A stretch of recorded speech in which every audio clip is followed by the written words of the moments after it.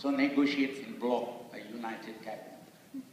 And if you do that, you're going to get the best result, rather than agree on piecemeal solution. Second, draft the letter of intent yourself. In any negotiation, the one who drafted it is the winner. Usually, and this is traditionally in Indonesia and other countries, that letter of intent is drafted by the IMF staff. And there's so many agenda that has nothing to do with monetary stability. I give an example in case of Indonesia. The IMF insists that the hypermarket can be open all over Indonesia. You cannot do that in the US. You cannot do that in Europe. And I asked them, who really is the sponsor behind this hypermarket? The sponsor is the Association of International Hypermarket. Or they insist that the Indonesian military have to be audited.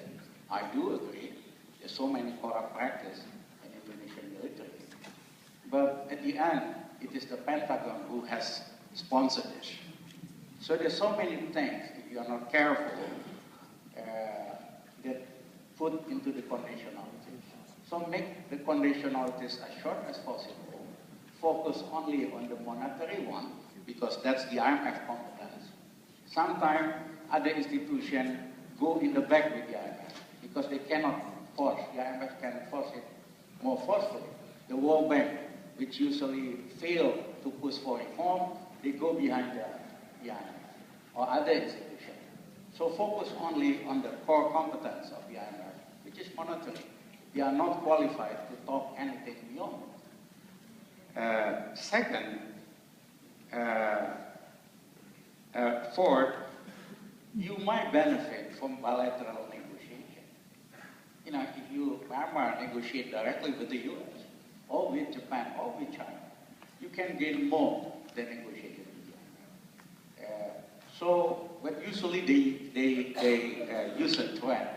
If you don't agree with the IMF agreement, the investor will not come. That's not true. In case of Indonesia, we are under IMF for 5 years, no investor came. After the IMF left, the investor came. Second, they say if you don't agree with the IMF, the currency is unstable. The fact is, once you mention you agree with the IMF, your currency is in decline. It's the other way around. So don't buy this bluff.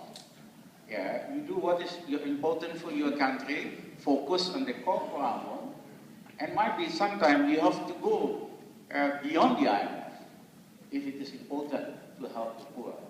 Yeah. Design your own program, draft it. Don't let the IMF draft it. The tradition is for the IMF staff to draft that, and sometimes the developing country officials just sign it. Thank you very much, Dr. Ramlee. And very quickly, this is a challenge to you, Pak Wali, one sentence. And maybe Dr. Soren has a seniority, two sentences. I will take the political commitment, Madam. It's very important. We have that at the national level. We should have it stronger at the regional level. How should we do this at the regional level? What's about the regional coordination mechanisms at the regional level? The UN should invest more, in my opinion, on the regional coordination mechanisms. We have for example, the ASEAN region, the AHA centers, but there should be a stronger commitment at the regional level by the United Nations investment on disaster risk management. And for me, the regional coordination mechanism should also involve the business, because this is 70% of the economies, the civil societies. So that's the concrete proposal from my side. Thank you. Thank you very much. Dr. Soren, you have the last word. Thank you very much. I said earlier that every crisis offers us an opportunity to grow. I think after our financial crisis, Pak Ramlee, IMF has learned a lesson. The prescription for countries in Europe now is less stringent, less strict, and more accommodating. So listen to the IMF, but listen carefully, and make sure that they give you the right prescription. The other one is the regional approach is extremely effective if you do it right. And I think UN has trusted the regional arrangements more and more on this kind of thing. And I think we have done together, and I think we have learned great lessons of how to operate. We brought out this thing together, Jan, striving together, ASEAN and the UN. And Madam Executive Secretary has been trying to get me out to other regional organizations, and we together have tried to offer a forum. What's the best practices that ASEAN has learned with the UN, with the World Bank, with other international agencies? I think the sum of all our separate efforts have much more value through regional arrangements, and that's the lesson of ASEAN. And I would encourage all the landscape of ESCAP in your regional mechanisms. You can come together, you can learn a lot, and you can share the experiences. And I'm sure ESCAP will do the same with you, striving together, not only ASEAN, but the rest of the regional institutions here in the region. Thank you.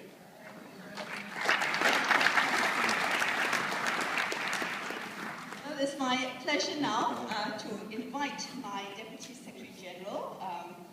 It's a real privilege for us to have him with us. He's a man of rich international experience who has dedicated his life to making a world a more peaceful and less dangerous place to live in. And throughout his career, he has embodied the spirit of true humanitarianism, entirely promoting peace, development, and human rights.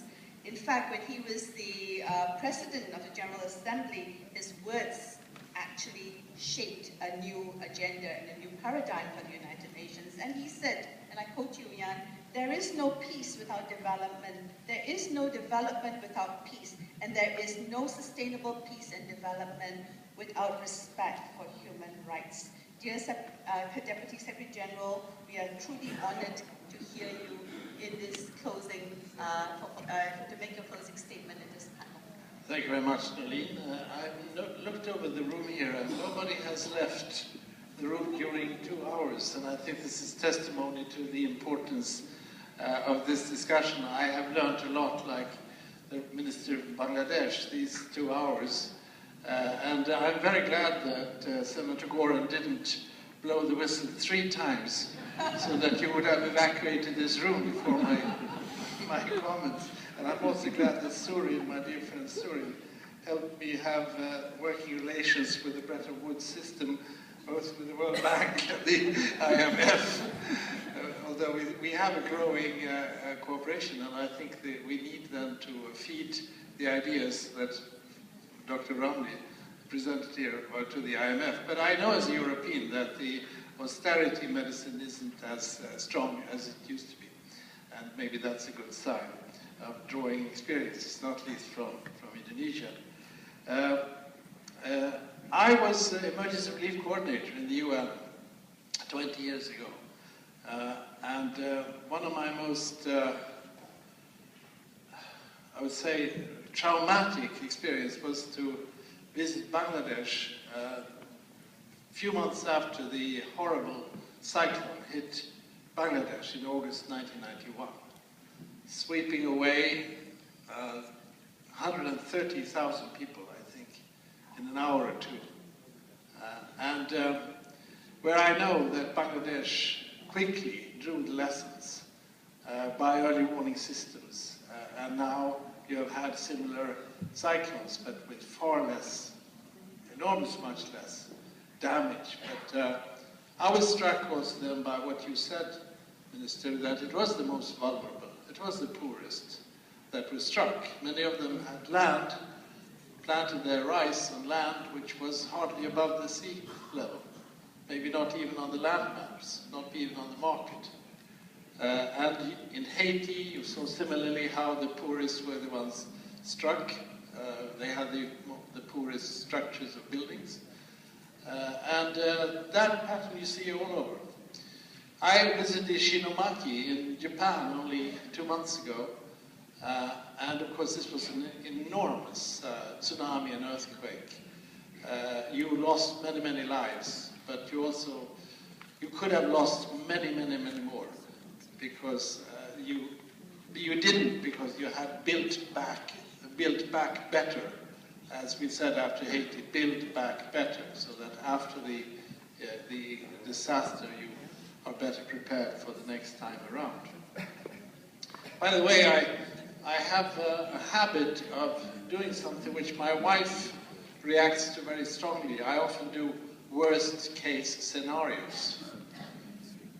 You shouldn't do it at breakfast time, I don't suggest that, but I think intellectually and in terms of preparedness as leaders, you gain a lot by doing worst case scenarios. First of all, you will be exercising better leadership when it happens. And secondly, you might even find that in most cases the worst case scenario does not occur, so you become a very optimistic person. But worst case scenarios is very good, and I think it's a proof of good leadership that you are cool in those situations and know exactly which levers to move and change. My simple conclusions is that we definitely need to make disaster risk reduction, as General Nadim said, as part of the development paradigm. I would say also an element of the post-2015 development agenda. I also think it's almost proved now that we are seeing a pattern of ever more vehement natural disasters, at least in terms of floods and hurricanes. And I would say also on the financial disasters that the contagion effect is also much stronger and much faster than in the past. So we live in much more serious times where interdependence is leading us to draw very strong conclusions, and those conclusions are very much in the direction of what Surin and others say, that we have to mobilize on all levels. I wouldn't mind at all to have ASEAN or ESCAP mentioned before the United Nations, because I think that the reality is that's where it starts. I think perhaps the most important actor would be the local communities, leadership in local communities, leading up to national governments, to regional organizations, and to the United Nations, of course. And also reaching out, as we heard in the last part of this discussion this morning, to the private sector, to civil society, to the academic world. The scientific world can play a very important role helping us with early warning in some respects. So I think we have a huge task ahead of us, and I think this discussion really shows how meaningful it is to bring in disaster risk reduction in both this perspective of development, but also to see that disasters, as I think it was General Nadim said, also leads to something else. It has a domino effect, which has both political and social character. I don't think I venture too far in speculation if I say that after Chernobyl in the Soviet Union, the wave of change became extremely strong. And that was very much because of how the Chernobyl was handled, or rather mishandled, I would say. So there is really a reason for us to take this extremely seriously, and I think the faithful attendance at this meeting, Dolly, is a sign of how important this subject is. And I think I will bring this innovation of panel discussions to the United Nations if I can find us comfortable chairs. Thank you very much. Thank you very much.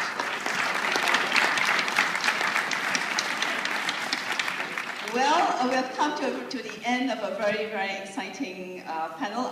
We always talk in terms of rising Asia, in terms of the economic sense. I think this morning's panel showed rising Asia in terms of knowledge, in terms of experience. And therefore, I'm going to take a lot of the recommendations and many of the ideas here and try to put together for you, my dearest member state, the framework, the elements of a framework of what we can do in terms of building the framework of resilience for Asia Pacific. So all it takes for me now is to thank all our panelists, all of you, and to also my Deputy Secretary General. Thank you all. Have whatever's left of tea break.